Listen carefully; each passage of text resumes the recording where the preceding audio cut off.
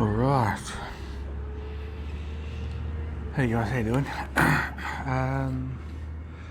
Just back again doing another update. So yeah, it's been a while. So thought I'd better do another one. Yeah, things are going alright. It's been a number of weeks, probably a couple of months now since I did the last one. Lots changed, which is good. Actually changed for the good. So first of all, I guess talk about some treatments I'm getting, the effects on the treatments, and then hopefully where to from there, I suppose. So I'm currently getting immunotherapy, chemotherapy, and I am about from next week onwards to get radiation therapy as well. So I'm getting the CyberKnife on the liver. So basically I've had 4 rounds of immunotherapy and chemotherapy, and they've worked really well. I've responded really well. My tumour in my liver has gone down quite a bit, but it's having a huge effect, a huge cumulative effect. So you look at my face, like I look tired, I feel tired.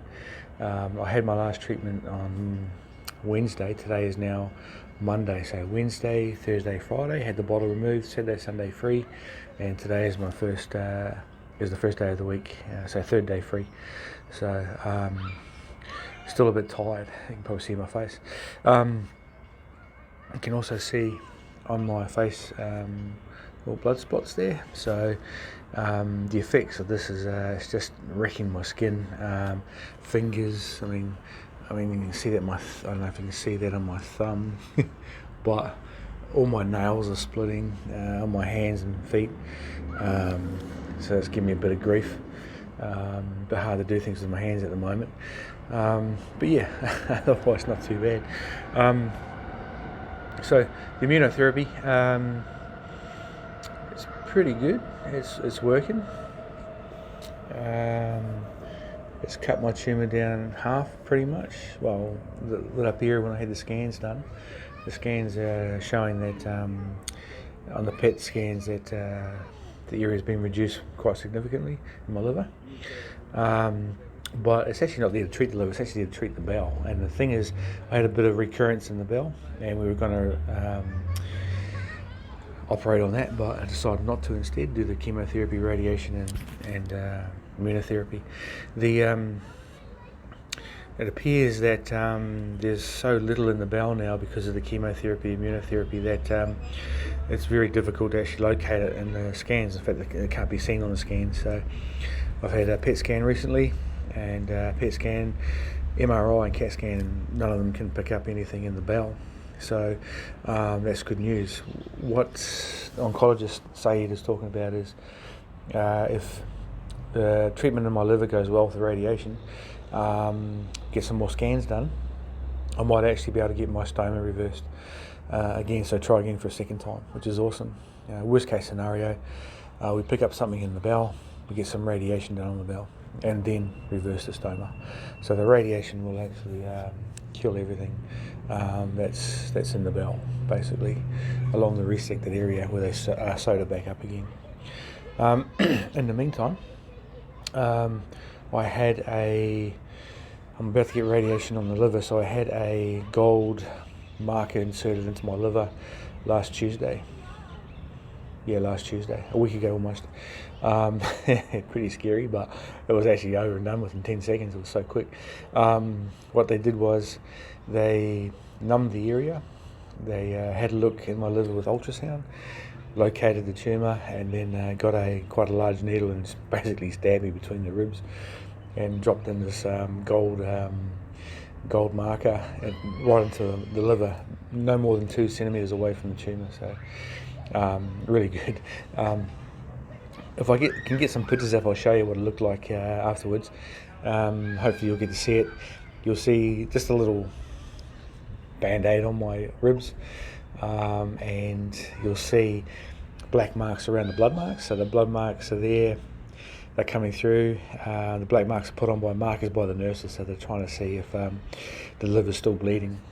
So if the liver was bleeding internally, then of course CAT scan straight away, and then they inject the glue because the liver's hard up against the wall of your abdominal, or your rib cage, so it just seals itself. So that's the procedure I would have had if it bled, but that's why the black marks are on there.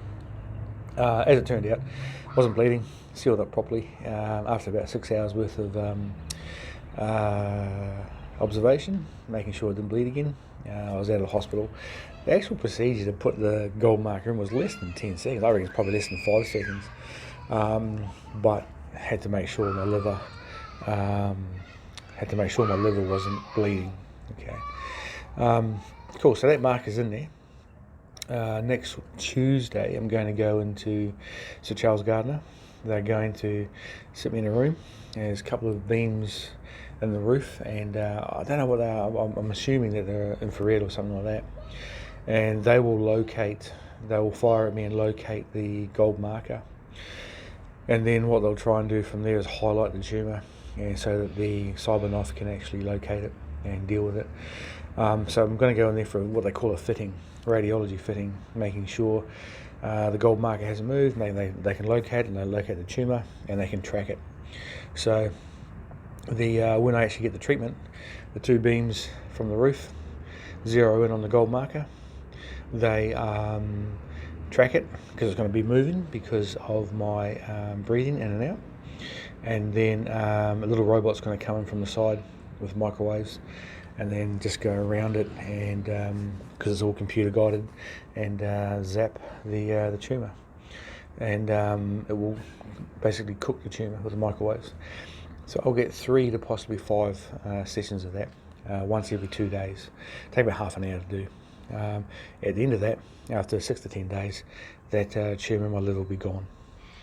Okay, we already know that the recurrence in my bowel is pretty much almost gone. If we have to, we'll radiate that as well, but not with the cyberknife because the bowel moves around too much, so you can't keep it still enough to actually zap it.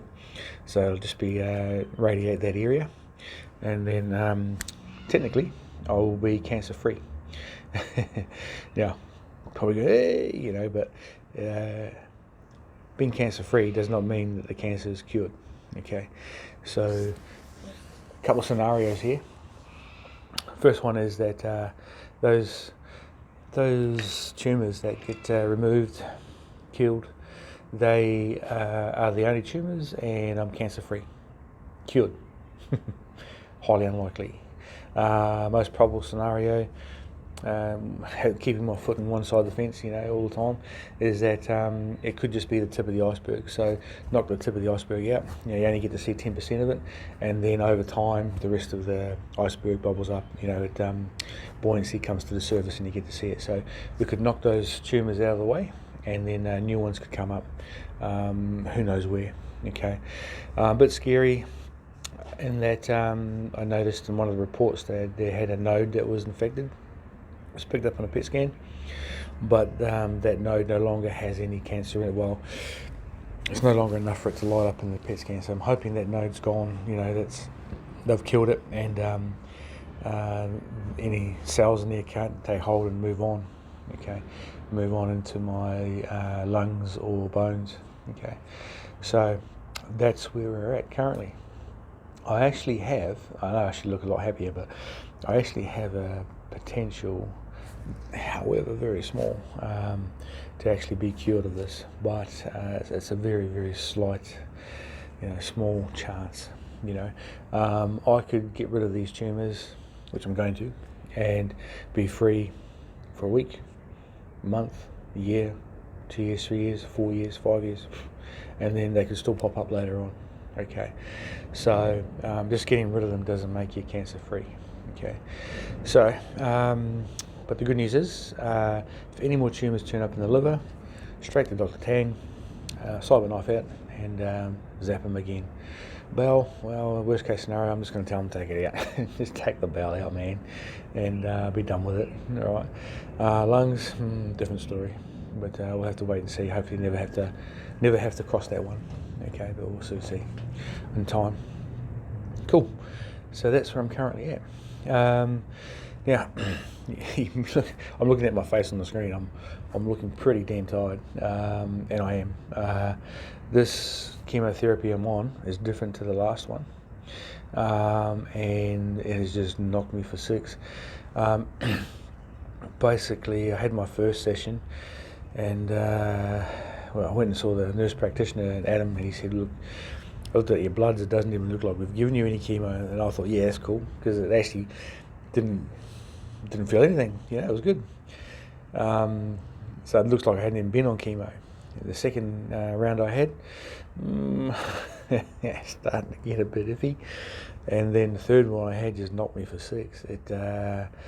I was just out like a light. I mean, I could hardly move off the couch when I got home. I was nauseous, very sick feeling, dizzy, very fatigued, and so I told the oncologist that. And we've made some adjustments. So I don't feel as nauseous with this new one. He's dropped off one of the treatments. Not needed right now because I'm going to get Solvenoff. It's going to kill that liver one.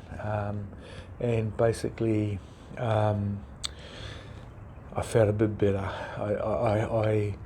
I didn't feel as nauseous. I was able to get up around and do stuff. I'm just really fatigued, as you probably see in my face at the moment. Really tired. Okay. And I've got a ton of work to do as well. But yeah, so there are some effects. It's cumulative, right? So you start off pretty cool, and then it just smacks you about every time you go for treatment.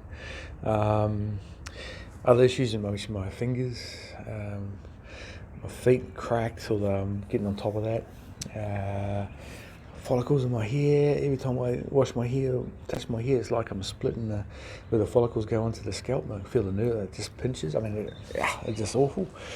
I haven't shaved because I meant to shave with electric razor, not use a standard razor. And last time I shaved with electric razor, the blade's about that thick, right? And I'm shaving down here and down here, and I look in the mirror and I've got 2 red tracks down my face where I'd shaved the width of the blade, and I'd actually cut all the blood vessels in my skin, and I was bleeding all the way down my face. So I'll avoid shaving until I get near the end of this cycle, when my skin's recovered a little bit, and have a shave then. I'll let it grow out till then. So there's that issue. I'm having a big problem with indigestion at the moment. My medication's stuffing up my stomach. So I'm just trying a few new things, some bit of medication to try and stop that from happening. Looking at how my diet is, and also looking at how much I eat at any one time, just not eat as much, spread out the food over the day rather than gorge myself in one sitting, that type of thing. My throat, my throat and mouth full of ulcers, dead skin, from the throat and mouth, keep going down my throat, and it's just nasty. Eyes, dry eye. So before I go to bed each night, drops in my eyes. When I get up in the morning, drops in my eyes, just to lubricate them, because all these dead skin cells are just getting in there and gunking up my eyes. So not very good. What else? Yeah, apart from that, that's really about it. As I say, I should be a lot happier. I'm just a little bit tired. I suppose the good news is, it's quite possible. There's a very small chance that I could be cured here, but in the same breath, if I'm not, it's going to extend my life, possibly significantly. Well, hopefully, touch wood. So I'm starting to look at what I'm going to do coming out the other side of this, because I'm going to have a period of time where I'm going to have to go back to work and do some things. So looking at that, happy to do anything. Don't want any don't want any supervisor or any of that type of work. It's probably what got me in this mess in the first place. With stress, cortisol, and all that sort of stuff. Just looking for basic work. We'll see.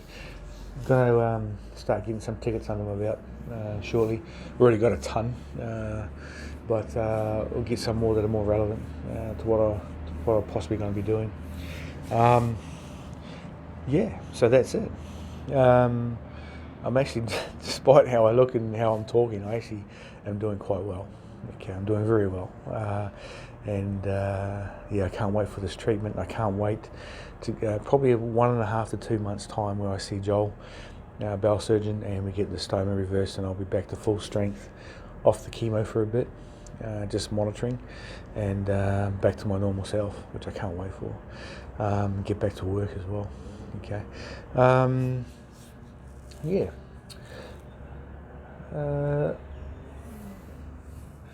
That's about it. All right. Well, I'll try not to go so long before I do the next one, and hopefully not as boring as this one.